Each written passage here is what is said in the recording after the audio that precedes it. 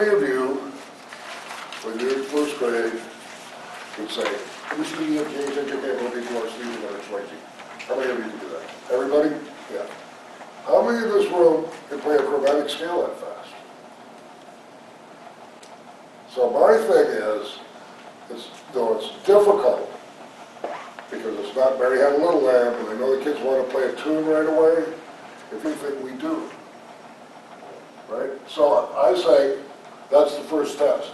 You get them the first week, and you get a note out of them. The next week you say, okay, and you know, the thing, some people don't know the alphabet of music when they get out of high school. You know, try to make it so everybody's playing in unison, like, so if you're playing a C for the flutes, then the alto would play an A, and the clarinet would play a B. You know, so you're all in unison, so it gives everybody a way, when you play the chromatic scale, to do it the same, okay? And it doesn't make any difference if F sharp is the first note you learn. It's not a harder note than C. It just has a funny looking name. So as soon as they get used to that, or G flat, you know, they have to know that too. As soon as they know that, it becomes a very easy thing. So once you can get them to go, la, da, da, da, da, da, and back down, then you got them really going. And then you say, okay, now work out so you can do it a little faster. The next week, da, da, da, da, da, da, da. I realize that I'm taking 3 years and bringing it into 10 seconds here, but I know it doesn't happen immediately.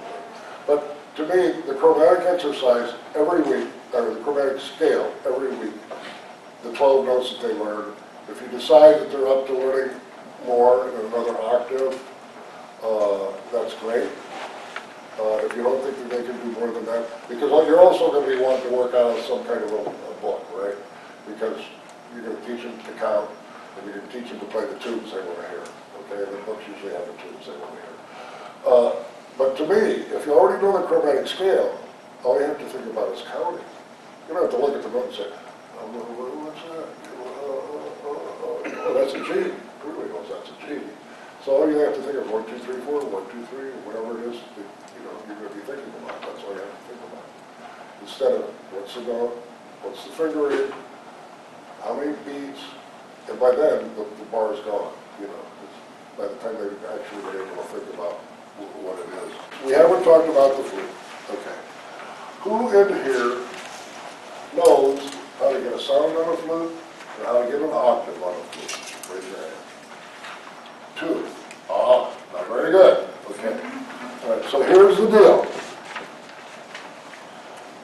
Old wisdom was that you blew into the flute and you split half the air on the outside and half the air went on the inside. The new thinking is you roll out and you blow down. And the littlest amount of air you can get over that is enough to cause the flute to vibrate, okay? Now, that's not exactly true. There's a sweet spot back there. And it's a very minute spot, but that's where people want to have to aim to get a sound.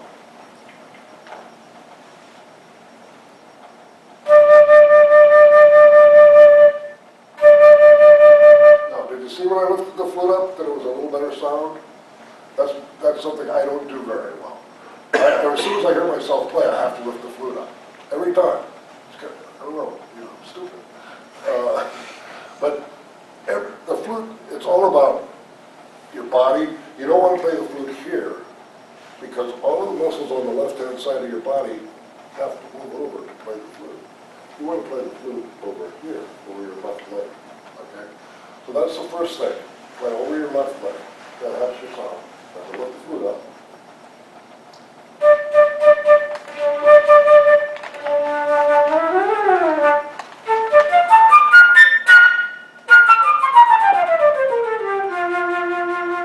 Okay, so we have this sweet spot that we're looking at. Now, we want to get an octave. Let's say the kids have been working down here.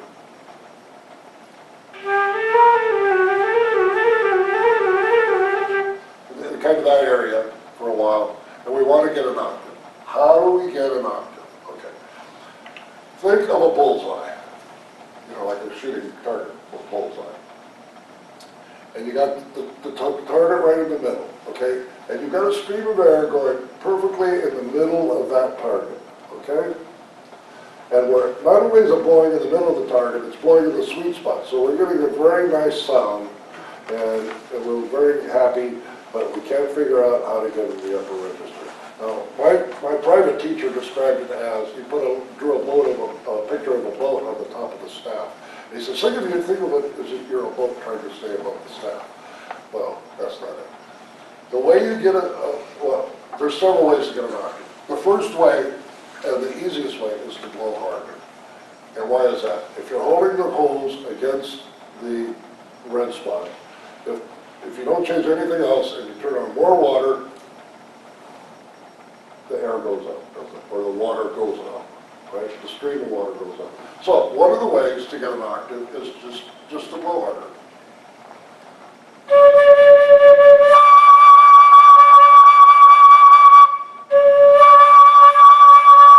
Well, what happened? It's sharp. So that's the problem with doing it that way. Now, another way is by rolling the flute in.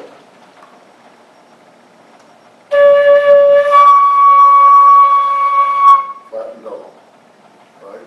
So, what you want, and then the final way, which is kind of the correct way, is to, instead of making more water go at the bullseye, you put the hose closer to the bullseye. So it doesn't go up, it doesn't go down, it splashes back farther, okay? So, if you do that,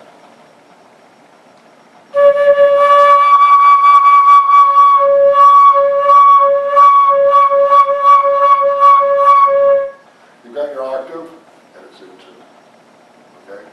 All of the time, you have to be thinking of that sweet spot. And the flute is an out-of-tune instrument. The right hand tends to be flat. There's certain notes that are flatter than the others. High F sharp is sharp, high E is sharp. There's certain notes that do things. So you have to keep that sweet spot in mind, because as you hit a sharp note, like if I do this,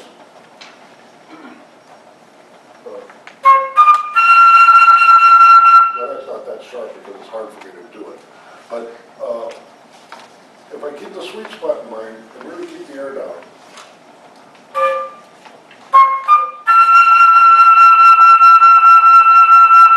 okay, now you notice that I bent over a little bit. I loosened the tension in my body. And if you loosen the tension in your body, you can play any note as loud as you want and won't get sharp.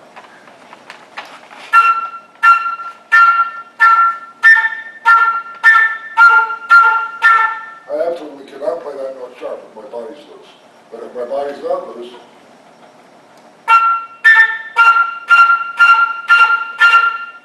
it goes high, all right?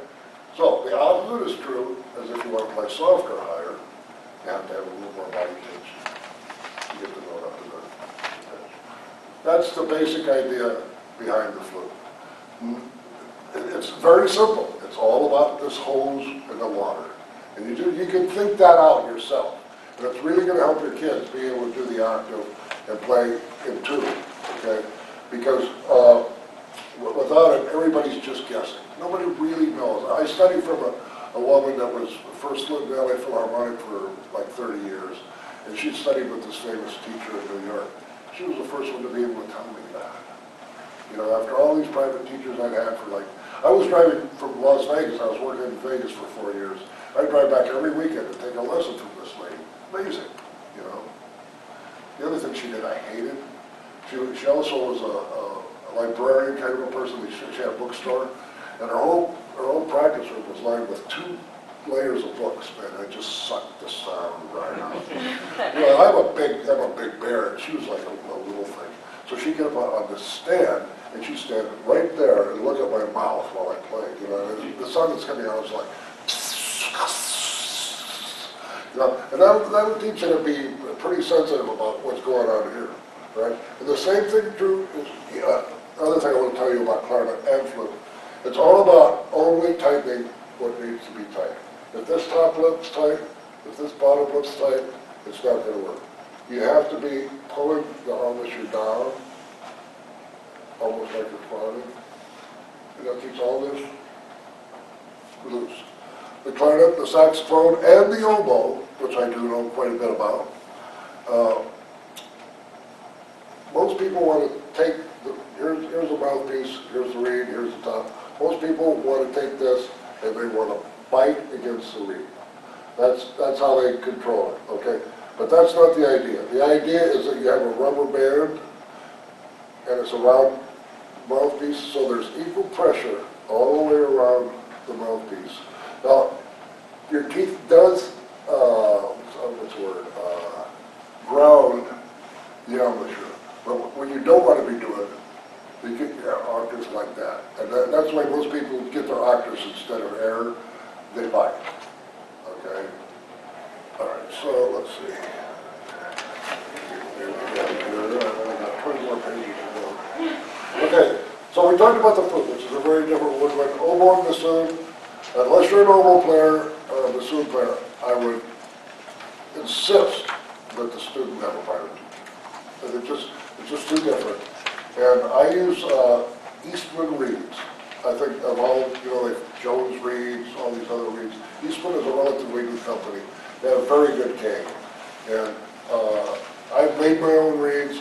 I bought reeds from symphony players and fixed them myself afterwards. And I found that just getting these Eastman reeds and putting in about 10 minutes with a knife, they turn out great for like $12 or something. So instead of paying 35, I paid 12. Am I done? Okay. Aftermarket products, one more thing. I just want to say that aftermarket products for junior high school kids and high school kids are the most important thing you can do. I've been playing on a student clarinet all day today because I wanted you to hear the student clarinet that I sell, which is in the brochure. Pardon me for advertising.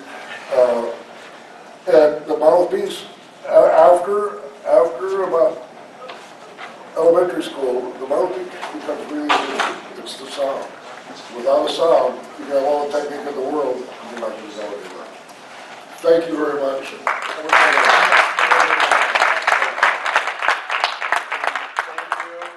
I want to ask you to do something. First of all, I think that this handout was terrific and his presentation was pretty tough. There's so much we could do. We really need 2 sessions. Take some time and go on Google and Google his name. And call me anytime you have a question. Yeah. Feel free to call. I want you to see some of the things he's done. I don't have time to go, but anyway, on behalf of